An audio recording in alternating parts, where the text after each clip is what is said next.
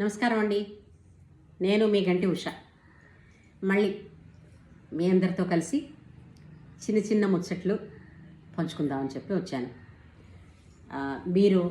నేను మొట్టమొదటిగా చేసినటువంటి ఆ వీడియోని మీరందరూ కూడా మెచ్చుకున్నందుకు, మంచి మంచి కామెంట్స్ తెలియజేసినందుకు, షేర్ చేసుకున్నందుకు, సబ్స్క్రైబ్ చేసుకున్నందుకు చాలా చాలా కృతజ్ఞతలు, ధన్యవాదాలు.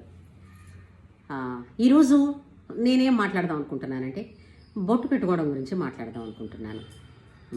బొట్టు పెట్టుకోవడం గురించి ఇప్పుడు ఏదో పెద్ద క్లాస్ ఇస్తుంది అనుకుని మీరేం భయపడకండి. కేవలం బొట్టు పెట్టుకోవడం వల్ల లాభాలు ఏముంటాయో ఒకసారి చర్చించుకుందాం. ఏమంటారు? ఇప్పుడు ఆడపిల్లకైనా మగవాళ్ళు కూడా బొట్టు పెట్టుకునే వాళ్ళని మీరు చూసే ఉంటారుగా. బొట్టు పెట్టుకోవడం మన సంప్రదాయం, మన హిందూ ధర్మం. అసలు సంప్రదాయం అన్నదాన్ని ఎందుకు వచ్చిందంటారు? ఏ సంప్రదాయమైనా ఎప్పుడు పుట్టాయి, ఎందుకు పుట్టాయండి? ఎందుకు పుట్టాయంటే మనిషికి నవ్య జీవన విధానాన్ని, నవ్యం అంటే నిత్య నూతనం అండి. అంటే వేల సంవత్సరాల క్రితం నాడైనా రాబోయే వేల సంవత్సరాల నాటికైనా సరే, ఎప్పటికైనా సరే మానవ జీవనానికి ఉపయోగపడేది అని అర్థం.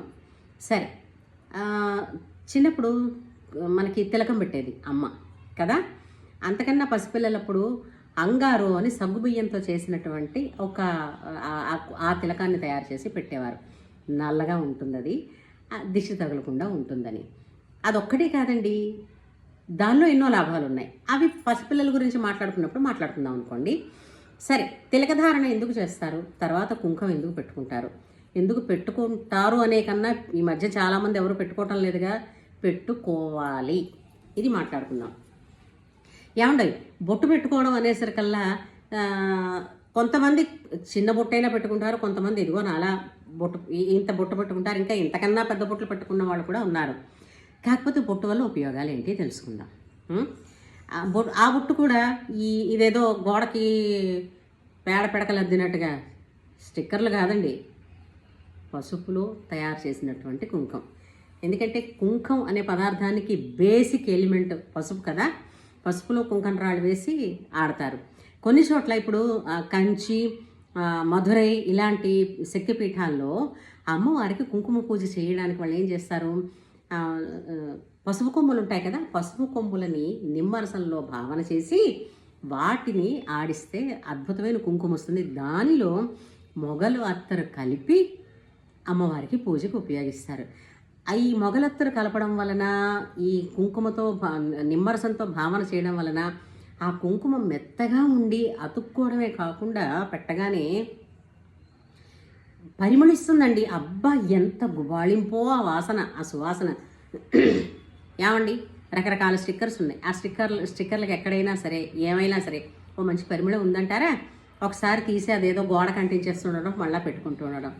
ఎందుకని, ఎక్కడి నుంచి వచ్చిందో అసలు ఈ అలవాటు నాకు అర్థం కాలేదండి. సో మనం అన్నీ కూడా సులువుగా ఉండే, అంటే ఈజీనెస్ కోసం పరిగెత్తడంలో ఏం జరుగుతుంది, ఎంతో విలువైన ఆరోగ్యాన్ని పోగొట్టుకుంటున్నాం. ఏమిటండి, స్టిక్కర్ పెట్టుకుంటేనే ఏంటి, కుంకుమ పెట్టుకుంటేనే ఏమిటి, రెండు బొట్లేగా అని మీరు అడుగుతారుగా.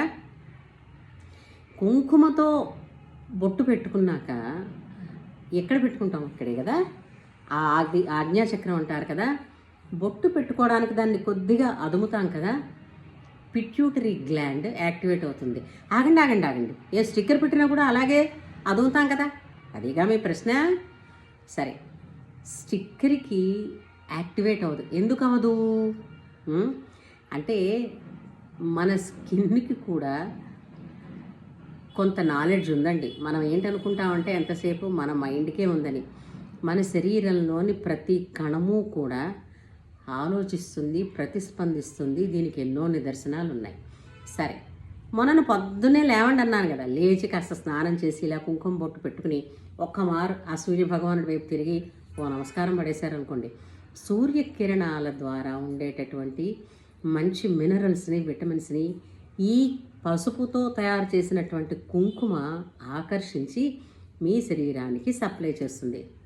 ఇప్పుడు డాక్టర్ల దగ్గరికి వెళితే ఏదో మినరల్స్ ట్యాబ్లెట్స్ తీసుకోమన్నారు, డి విటమిన్ క్యాప్సూల్స్ వచ్చాయి, లేదా ఇంజెక్షన్స్ వచ్చాయి, లేదా ట్యాబ్లెట్స్ వచ్చాయి.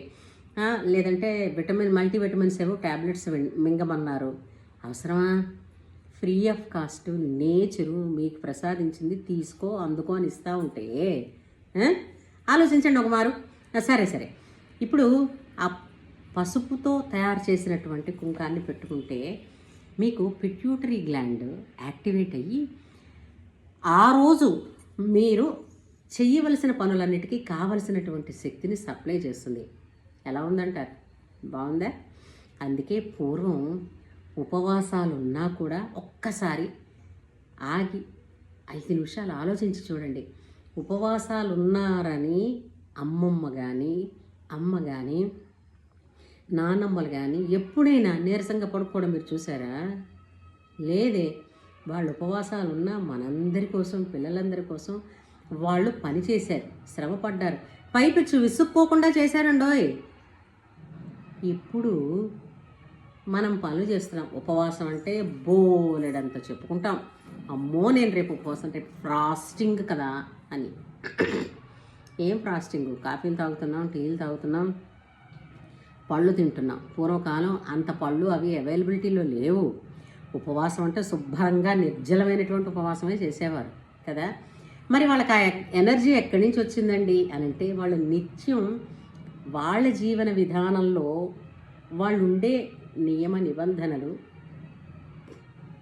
వాళ్ళు వ్యవహరించిన తీరు, ఈ చిన్ని చిన్ని ఆచారాలు, చిన్ని చిన్ని సంప్రదాయాలే వాళ్ళని ఎప్పటికీ కూడా ఆయుర్దాయంతో అంటే దీర్ఘాయుష్మంతులే. అంటే ప్రతి మనిషి పుట్టిన తర్వాత చచ్చిపోడా అంటారు. చచ్చిపోయే వరకు పన్ను కూడా ఊడని వాళ్ళు, చెవి వినికిడి కానీ కంటి చూపు శక్తి కానీ పోకుండా ఉన్నవాళ్ళు ఎంతమందిని చూపించమంటారు? మనకి ఇప్పటికే 4 మెట్లు ఎక్కితే కాళ్ళు నొప్పి పెడతాయి చాలామందికి. నేను అందరి మాట చెప్పటం లేదు. సో బొట్టు పెట్టుకోవడం వల్ల థైరాయిడ్ని నియంత్రించవచ్చు అని ఋషులు ప్రూవ్ చేశారండి. ఇప్పుడు చాలామందికి ఫ్రీ ఆఫ్ కాస్ట్ థైరాయిడ్ వస్తుంది. దేనివల్లనంటే ఈ 5 రూపాయలదో 10 రూపాయలదో స్టిక్కర్ బిళ్ళలు కొనేస్తాం. అందులో మోడల్స్ విపరీతంగా ఉన్నాయి. మోడల్స్ కోసం ఆ మోడల్స్ పెట్టుకుంటేనే ఇప్పుడు మన చుట్టుపక్కల ఉన్న వాళ్ళందరూ కూడా వాళ్ళతో కలిసి ఏంటి ఏదో పెద్ద అమ్మమ్మలా పెట్టేవే బొట్టు అని వాళ్ళు అంటారని. ఒక్క విషయం అండి, ప్రతి చోట మన జీవితంలోని 24 గంటల్లోని ప్రతి నిమిషం మనం ఇతరులను కన్విన్స్ చేయడానికే తెలుసో తెలియకో గడిపేస్తున్నాం. Hold on, live for yourself. First నువ్వు ఉంటే కదా అవతల వాళ్ళని కన్విన్స్ చేయడం, అవతల వాళ్ళని ఇంప్రెస్ చేయడం. ఈ బొట్టు పెట్టుకుని కూడా ఇంప్రెస్ చేయొచ్చు. పైపెచ్చు ఇది ఆరోగ్యం, ఆకర్షణ, వశీకరణ. మళ్ళీ వశీకరణ అంటే ఏమనుకుంటున్నారు? ఎవరినో మనుషులను వశీకరిస్తామనుకోకండి. మీ శరీరంలోని ప్రతి కణము, ప్రతి ధాతువు మీ కంట్రోల్లో ఉండడం. ఇప్పుడు మనం శరీరం కంట్రోల్లో ఉన్నాం, ఆలోచించుకోండి.